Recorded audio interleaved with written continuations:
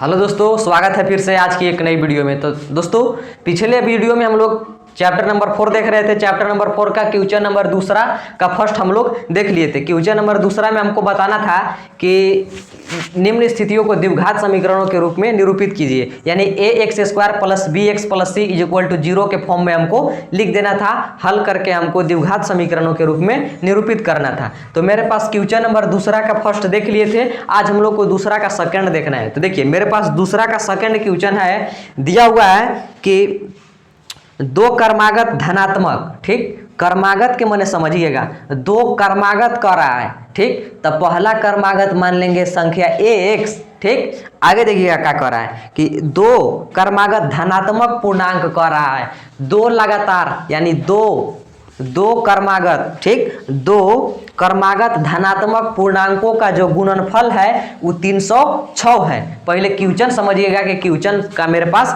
क्या कर रहा है। तो देखिए, क्वेश्चन कर रहा है कि दो गो कोई धनात्मक पूर्णांक है, ठीक, कर्मागत के मतलब कि क्रम के अनुसार लगातार, ठीक, यानी कह रहा है कि दो कर्मागत धनात्मक पूर्णांक का गुणनफल 306 है, ठीक, 306 है।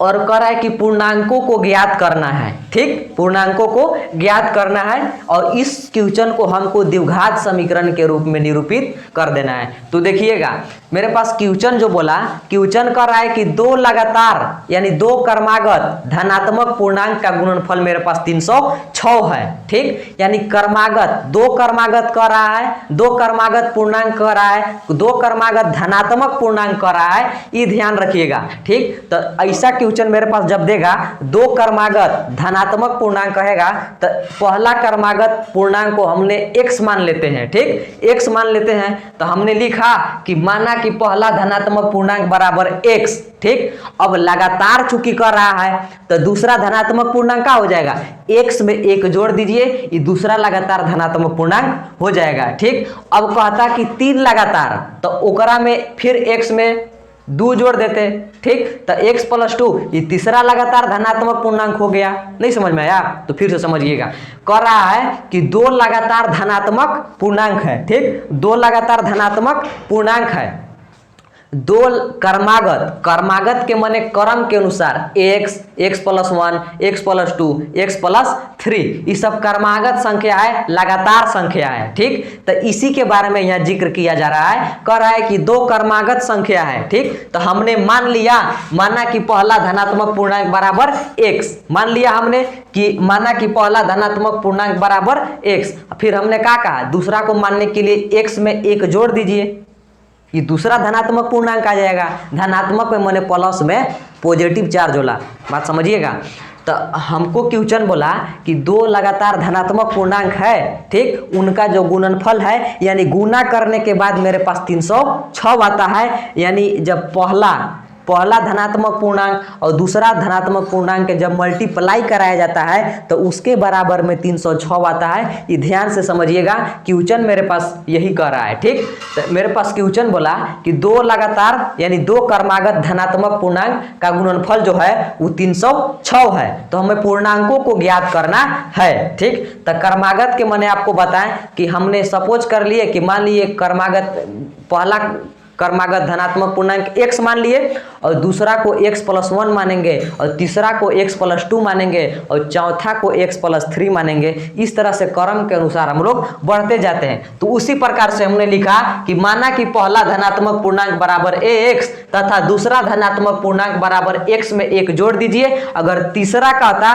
ठीक, 3 लगातार धनात्मक पूर्णांक कहता तो हम लिखते हैं कि तथा तीसरा धनात्मक पूर्णांक बराबर x प्लस 2, ये तीसरा धनात्मक पूर्णांक हो जाता है। लेकिन तीसरा का बात यहाँ नहीं बोला है, यहाँ 2 तक बोला है कि दो कर्मागत धनात्मक पूर्णांकों का गुणनफल 306 है। चूंकि 2 वो कर्मागत पूर्णांक के बात कर रहा है, इसलिए हमने मान लिया कि पहला धनात्मक पूर्णांक x तथा दूसरा धनात्मक पूर्णांक x प्लस 1 है, ठीक। तो x प्लस 1 है, लगातार ही है, ठीक, x plus 1, x plus 2, x plus 3। हमको चूंकि x से मानना है, ये बात ध्यान रखिएगा। एगो x मान लीजिए, ओकर अगला वाला लगातार x+1 हो जाएगा, x+2 हो जाएगा। इस तरह से आगे बढ़ते हैं। जो एगो लगातार पूर्णांक को बोल रहा है तो वो आप ले सकते हैं। यहाँ मेरे पास दुए गो क्रमागत धनात्मक पूर्णांक बोल रहा है, इसलिए हमने पहला धनात्मक पूर्णांक x ले लिए, यानी x से लेना है। यानी हमने मान लिया कि पहला धनात्मक पूर्णांक बराबर x और दूसरा धनात्मक पूर्णांक बराबर x में 1 जोड़ दीजिए, ये दूसरा धनात्मक पूर्णांक हो गया। अब आगे कह रहा है कि इन लोग दोनों के गुना जब कराया जाता है ना, तब 306 आता है। यानी एकर मल्टीप्लाई एकरा से कराया जाता है जब, तब बराबर में 306 आता है। यानी एकरा से मल्टीप्लाई एकरा में जब कराया जाएगा तो 306 आता है। उसी चीज को हम लिख देते हैं, तो लिखेंगे कि अतः प्रश्न से, ठीक, अतः प्रश्न से। तो देखिए मेरे पास क्या कहा कि पहला तथा दूसरा धनात्मक पूर्णांकों का गुणनफल बोल रहा है, यानी इसका मल्टीप्लाई जब इससे कराया जाएगा तब मेरे पास 306 आएगा। उसी चीज को हम लिख देते हैं, ठीक। तो प्रश्न मेरे पास क्या बोला कि x का मल्टीप्लाई, ठीक, x का मल्टीप्लाई यानी पहला पूर्णांक का मल्टीप्लाई जब दूसरा पूर्णांक यानी x+1 में जब कराया जाता है मेरे पास, तो बराबर के ने मेरे पास आता है 306। ये ध्यान से समझिएगा, प्रश्न यही कह रहा है कि पहला पूर्णांक, ठीक, पहला धनात्मक पूर्णांक का मल्टीप्लाई जब दूसरा धनात्मक पूर्णांक से कराया जाता है, दूसरा धनात्मक पूर्णांक से कराया जा रहा है, यानी पहला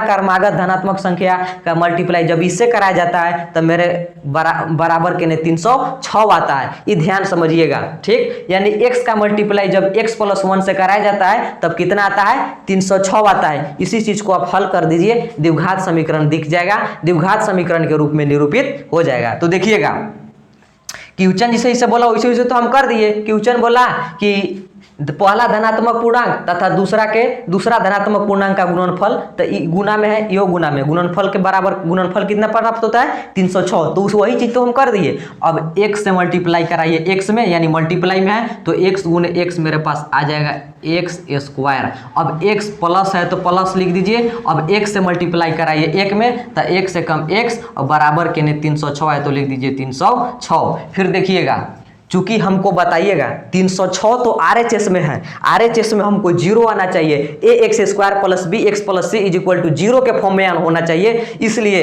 306 को RHS में LHS में ले जाएंगे, ठीक।